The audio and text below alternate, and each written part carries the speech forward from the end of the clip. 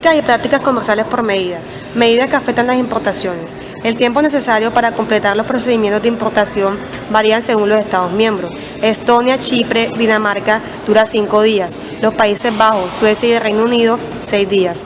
Los comerciantes o sus representantes deben presentar declaraciones de importación en la oficina de aduanas del Estado miembro de que se trate, es decir, debe enviarse por medios electrónicos o por escrito, y las personas no establecidas deben presentar declaraciones de tránsito o de importación temporal. Las medidas antidumping o compensatorias pueden ser suprimidas antes de su expiración. Cuando una medida lleva aplicándose más de un año, cualquier exportador, importador o productor de la Unión Europea puede solicitar una reconsideración provisional. En cuanto a los sectores afectados por las medidas antidumping, figuran en primer lugar el de los productos químicos y el de otros metales, y el sector siderúrgico. Medidas que afectan la exportación. El marco jurídico e institucional de las medidas relacionadas con las exportaciones no ha cambiado. Es por eso que los principales procedimientos aduaneros aplicables a las importaciones de mercancías se aplican también a las exportaciones. Impuestos, cargas y gravámenes a la exportación. La Unión Europea no aplica impuestos a las exportaciones, financiación, garantías de seguros y promoción.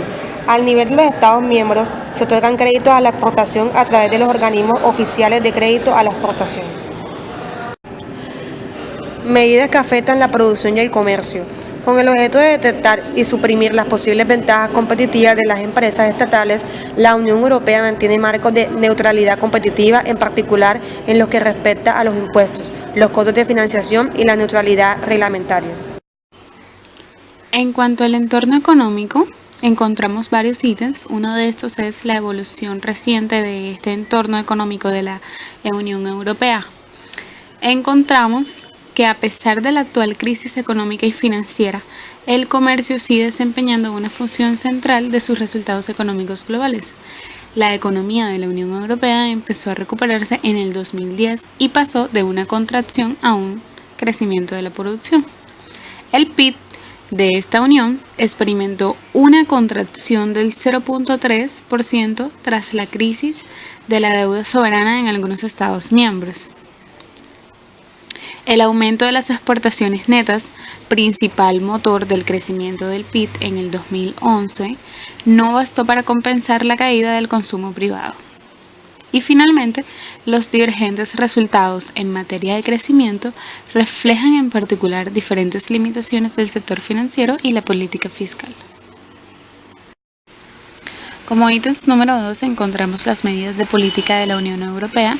En el 2010, la Comisión puso en marcha su estrategia de crecimiento llamada Europa 2020 para el siguiente decenio. En el 2011 y 2012, el Banco Central Europeo inyectó liquidez en gran escala a través de operaciones de financiación a plazo más largo.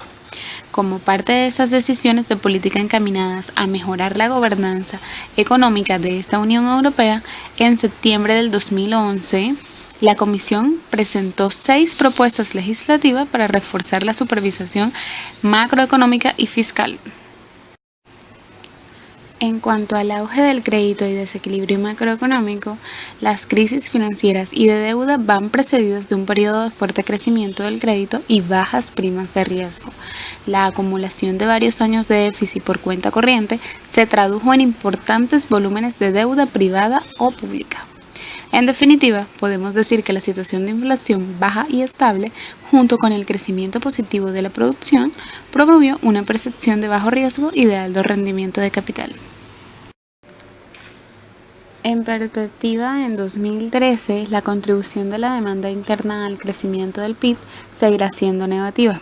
Para el 2014, se espera que esta demanda interna pase a ser el principal motor del crecimiento del PIB.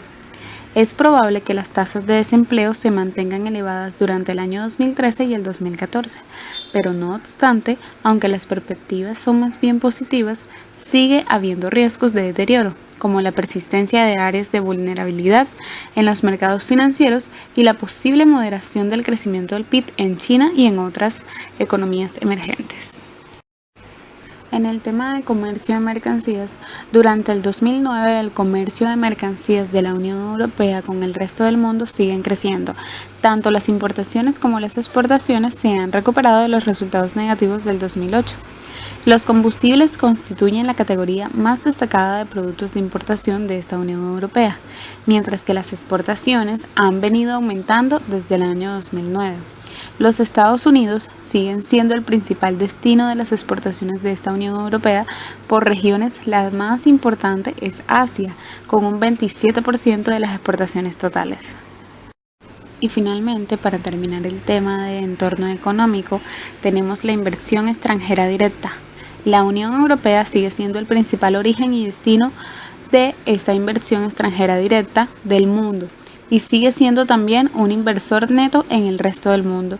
Tanto los volúmenes de inversión como los del resto del mundo han aumentado constantemente en los últimos años. Sin embargo, la tendencia de las corrientes de inversión reflejó los efectos de la conmoción financiera. Los principales interlocutores son los Estados Unidos, Suiza, Canadá y Brasil. Política de comercio e inversión. En el marco jurídico e institucional, el Tratado de Lisboa, firmado por los países miembros, aclara el reparto de competencias entre la Unión Europea y sus países miembros. Entre las competencias está, primero, competencia exclusiva, que tiene como ámbito la unión aduanera, política monetaria, acuerdos internacionales, competencia, entre otros. Segundo, competencias compartidas, que tiene en cuenta la agricultura y pesca, protección a los consumidores, política social, medio ambiente, entre otros. Tercero, competencia de apoyo. Se basa en el ámbito de la protección civil, juventud y deporte, educación y formación profesional. Y como cuarta competencia está la de coordinación, que se basa en la política económica, política de empleo y política social. El 1 de marzo del 2011 se empezaron a regir nuevas normas para aumentar la transparencia y la eficacia en la esfera del comercio. Cuando se hacen negociaciones comerciales con territorios no pertenecientes a la UE, la Comisión debe tener la autorización del Consejo.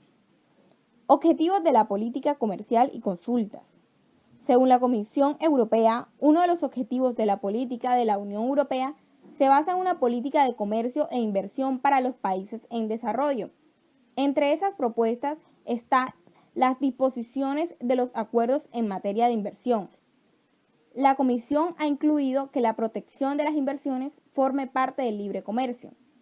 La UE presentó a la OMC varias notificaciones en materia de agricultura, reglamentos, técnicos, etc.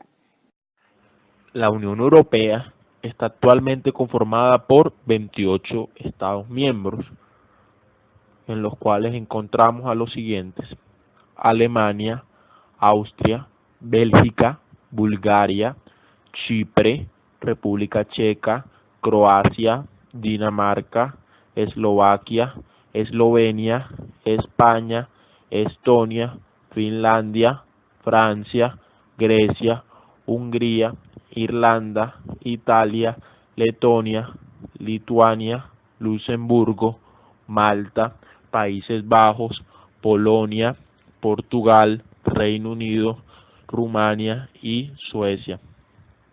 En el mapa actual podemos ver la ubicación de estos, ya que conforman la mayoría del continente europeo. En los aspectos macroeconómicos de la Unión Europea, podemos encontrar que el PIB al año 2012 se ubicaba aproximadamente en 12.894 billones de euros, que es el mayor en la economía del mundo. Tenemos que las exportaciones netas han crecido a pesar de la crisis financiera que se ha presentado desde el 2010. Tenemos un crecimiento del PIB entre el 2010 y 2011 con tasas del 2% y 1.5% respectivamente, y notamos que hubo una caída de casi 5 puntos en este indicador.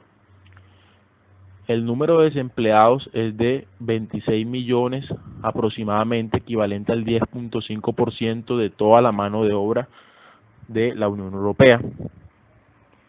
Se han presentado contracciones del crecimiento económico, en este caso hablando del PIB, en los principales miembros.